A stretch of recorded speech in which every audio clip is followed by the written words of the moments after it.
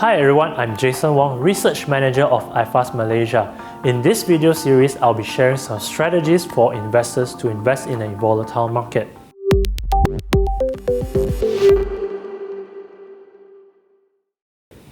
Volatility levels have risen, brought by Russia-Ukraine tensions, rising inflation, earlier than expected monetary policy tightening, increased scrutiny on Chinese tech firms, defaults from Chinese property developers, to name a few. Stock market volatility is something which can unnerve many investors, which may lead to large deviations from their targeted asset allocation.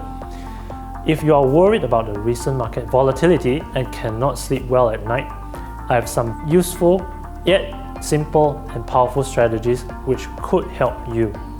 Without further ado, let's start with strategy number 1. Invest within your risk tolerance level. The old adage that there's no free lunch in the world is probably true. In the investment world, riskier investments typically reward investors with greater returns.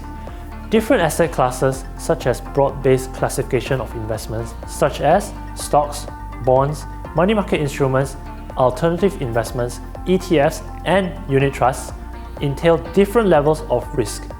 For instance, stocks generally pose higher risk compared to bonds, as their prices are much more volatile, which may rise and fall more drastically and frequently than that of bonds.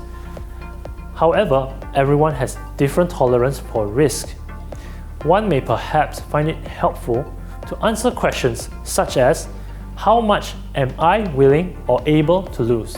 And how much volatility on returns am I comfortable with in order to stay vested?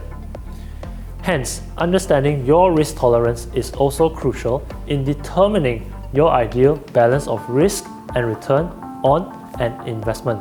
This is because if you are taking too much risk above your risk tolerance level, you could be panic selling during market downturns and forced to cut loss at undesirable prices. Therefore, if you're overly worried during market volatility, you could be investing above your risk tolerance level, and perhaps it is time to reassess your risk profile. In general, there are 5 types of risk profiles, and we have recommended asset allocations for each risk profile.